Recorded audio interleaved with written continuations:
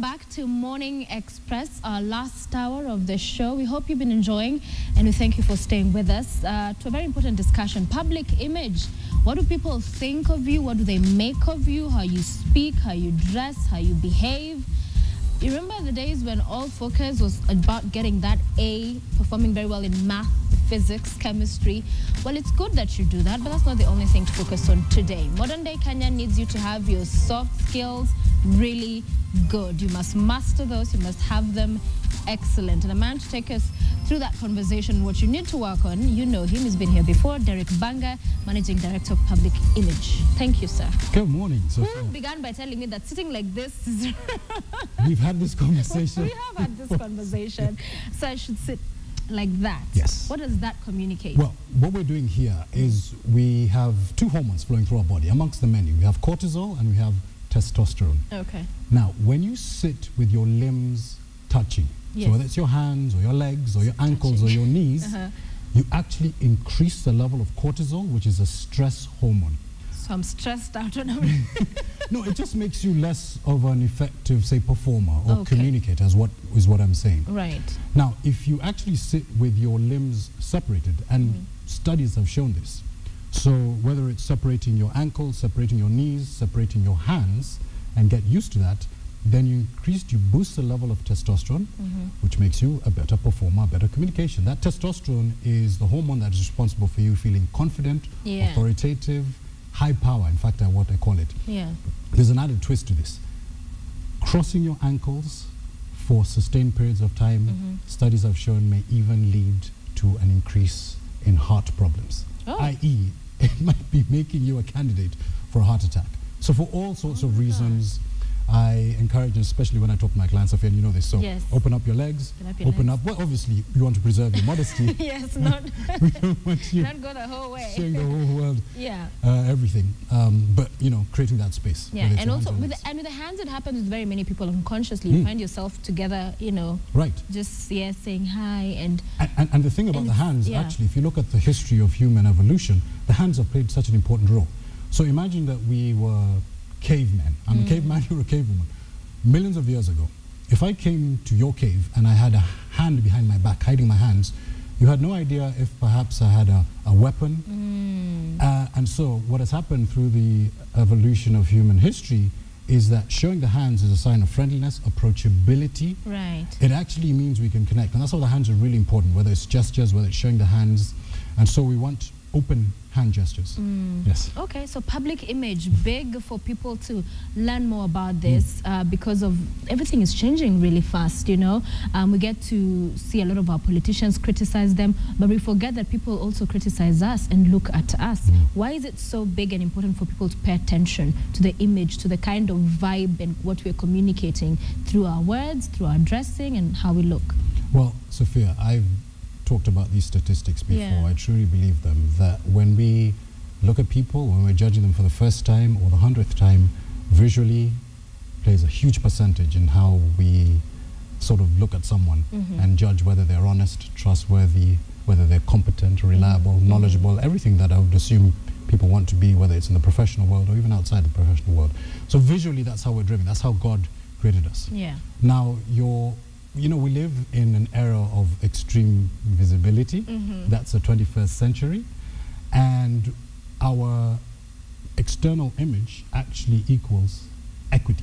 And that's your brand equity. And that's the area of personal branding that I talk a little bit about. So it's about showing the world, this is who I am, this is my reputation, this is what you can expect from me. From me. I love talking about this. For example, dress for the story that you want people to know about you. Your story, Sophia, when I meet you for the first time, what school did you go to, how successful you are, how much money you make. It might sound superficial, but we take our cues visually. From that. Yes. Yeah, because when you meet somebody, you're not, you know, by looking at them, I don't know that you went here or you did this or you... You may be the smartest person in the room, but if you can't project it externally, then unfortunately, perception becomes reality. It may not be the truth. And it is not fair to judge someone based on the way they look, based on perhaps how they are dressed. Right. Based maybe on their communication skills, but we automatically judge people. We're putting you in a category of yes, maybe, or no. And you always want to be in that category of yes. Yes, I will do business with you. Yes, I will employ you. I will employ you. Yeah. And we're constantly selling ourselves, Sophia. True. We're in the business of selling ourselves 24/7. We're selling our ideas, we're selling our products, we're selling ourselves to our partners, we're selling ourselves to potential boyfriends, girlfriends, whatever it is. Oh, yeah. We're in the business Dating world. of buying you. People buy Yeah. people. Yeah, last week, I know you were talking a lot about, obviously, Valentine's. Communication huge, because that is where I get to know what it is you want to communicate, to share with me. But many people bring in aspects of, shyness, of, not being very comfortable with language, with English, especially the younger generation coming up now. You find a lot of sheng being thrown in there. And if I'm an interviewer and you're sitting there telling me, unajua, nitakusaidia, and then throwing in some, but in terms of communication for public image and for what we want to portray, to present, what is key to remember and to keep in mind? Well, communication involves a whole aspect. There's a whole aspect of non-verbal communication. Okay. Then the whole aspect of oral communication. So, for example, your voice. Many people are not aware of this, but your voice obviously is your most important asset in terms of communication. But what does your voice sound like? What energy do you bring? Do you have vocal variety? How deep is your voice? How high pitched? All of these things, the brain is taking this information and making these judgments based on whether you're credible, whether you're confident. Now, you talked about people being shy, people being retiring, and yes, we all have different personalities. But I can tell you for a fact, if you want to attract greater success in your life today, at whatever level you are at, confidence is going to be key, having some sort of a presence and communicating the fact that you are this strong, powerful brand. This brand must resonate with your target market, and it must be authentic. That's the basis of all that. You've got to be authentic, but you've got to communicate well in today. Now, if you talked a little bit about, and you alluded to, speaking in a particular language or things like that, the business world today, that might be a disadvantage. Again, may depend on the industry that you're in, but English is the language of business, for better or for worse.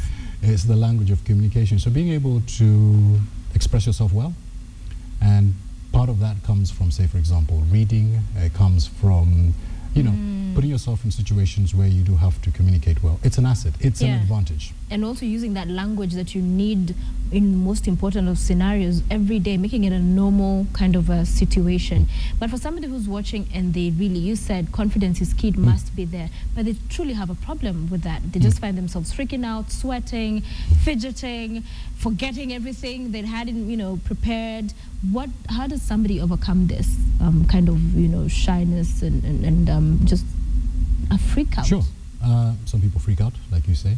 Some people lack confidence. You know the power of the mind, Sophia? The mind can really be a huge asset in helping you overcome some of these things. So, for example, the Nike commercial says, just do it. Your mind can tell your body that I can do it. In fact, I talk about this, and some people get this confused why I say fake it till you make it. It's not about being fake. But if you're the kind of person who is shy, retiring, a wallflower, you can somehow convince yourself for that 15 minutes that you're the most powerful person in the room, that you're the most confident speaker. The second thing is to take a good look at yourself. Take a 360-degree self-assessment test and find out, what are my positives? You definitely have some positives. Work on those. Bring those to the table. Bring those in any networking situation. Bring those when you're in a position where you need to be at your most confident. Use those to fuel you, to allow you to have a positive performance if you're kind of shy, retiring. The third thing I would say is practice. And thank you. You've got to put yourself in those situations that make you uncomfortable, especially where you are the kind of person who is shy, retiring. Now, there's some also practical things that you can do. For example, if you're in a networking situation, you don't like going and shaking hands and meeting people, carry a buddy with you. Someone who can play business Cupid for you. They can go out and introduce you to other people and say, meet so-and-so, whatever the case might be. So there are various things that you can do. And you can also enroll for one of my classes where we teach. Okay, and we'll talk about where we can do that. But then there are those who are confident, overly so, and would bring about arrogance, perhaps. Yes. There needs to be some tempering there. Yeah, there's a thin line between being confident and being arrogant. Supremely confident wins the day. Arrogant will turn people away. And that's the authenticity that I'm talking about. Right. You know, for example, in networking, I see this a lot. God gave us 2 ears and 1 mouth. They should be used in that proportion. So to be in a networking situation, whether it's formal or informal, and to only talk about yourself or your business or about the fact that you want a particular sale, that to me is arrogance. Actually, you can get more business if you perhaps listened and let other people talk. Give them enough rope to hang themselves. Let them talk about themselves. Ask them some of those leading questions. That might be a benefit to you, certainly in terms of business. Okay. And there's how I look. How do I look? I like that show. And which goes also hand in hand with grooming. Because it's one thing to have this powerful suit. And then, you know, the hair is all over the place.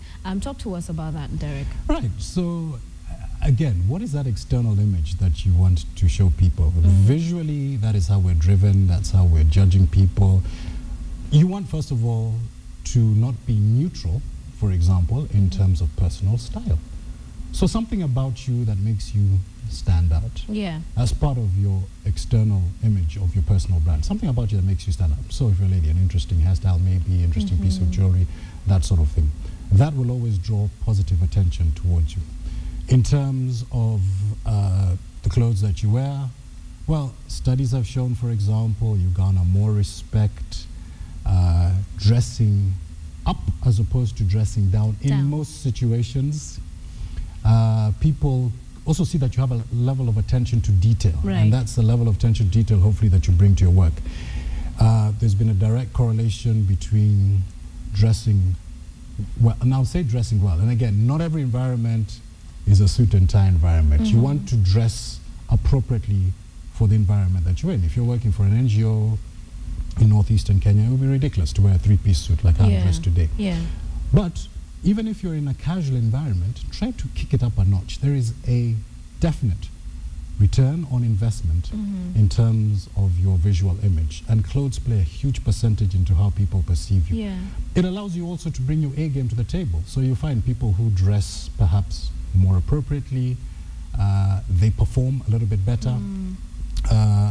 You know, I'll even go as far as saying studies have shown, for example, that dressing appropriately, people perceive you as more honest, as more trustworthy. There's something called the beauty premium, which is really interesting to study. So apparently, get this, Sophia, more attractive people make more money. Really? Get promoted more. More attractive people. More now, I mean, that is a huge superficial thing to say. I say that you have to look like a supermodel in order to be successful. No, what we're saying is if you promote the right image, whatever God gave you, this is what God gave you, but there are ways that you can do. You can dress appropriately, you can dress according to body shape, you can use color. If you're a lady, for example, you can put on makeup. There's so many things that you can do to enhance. You can work it, but again, that's how God created us, and we make those judgments. 2014, we're just in the second month. Many people want to build brands. We have a generation now that has become very impatient. The younger people, they see Derek Bbanga today, they want to be and everything, dress, speak like him in 1 week. In terms of how long and what building a brand does, what that means, what is it? Well, a personal brand building is not an ad campaign. It's not a one-off. It's a way of life. So you slowly start accumulating those things that are going to make you this positive brand. So your value system and things like that. You can start whatever it is, say dressing to connect and resonate with your target market. You can start communicating. You take that 360-degree assessment that I was talking about. You find out how am I doing in all these areas, and then you start working towards it as you now start building your reputation. What you were saying, Sophia, is that a lot of people are looking for shortcuts to become successful. And by the way, good personal branding is not about being famous. It is about being selectively famous to your target market.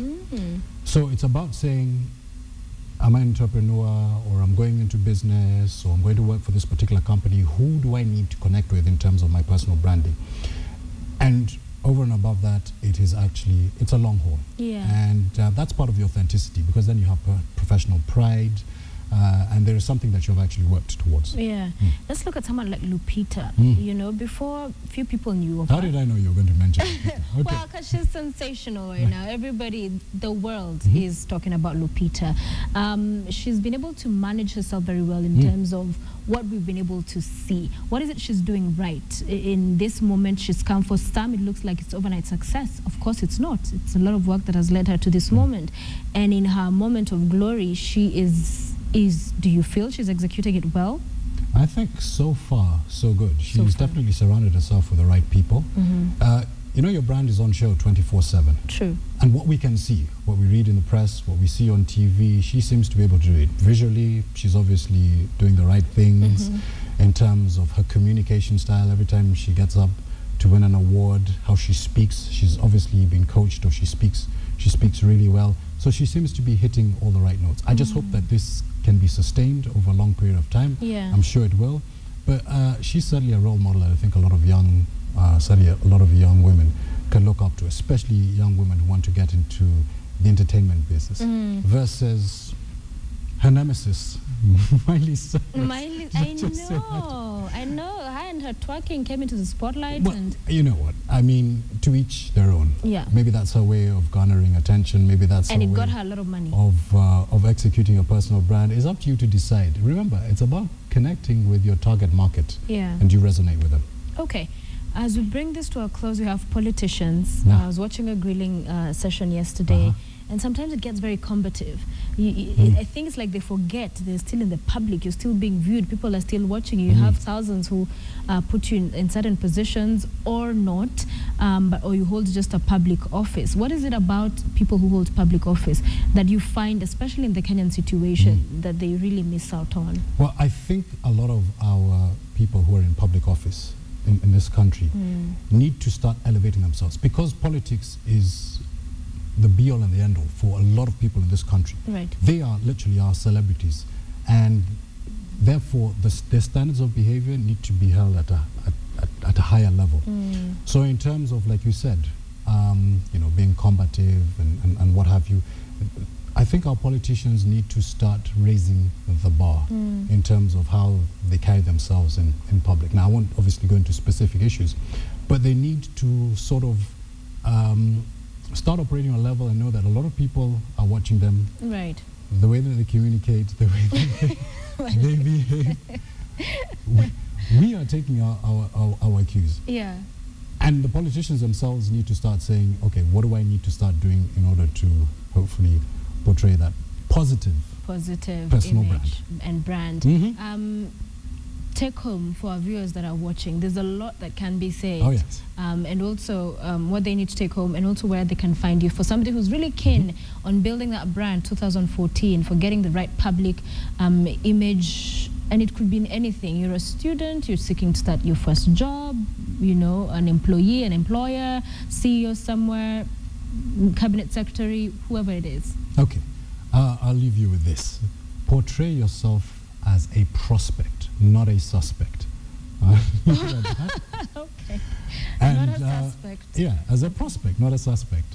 And for anyone who wants to get in touch with me, they can go to publicimageafrica.com. That's one word.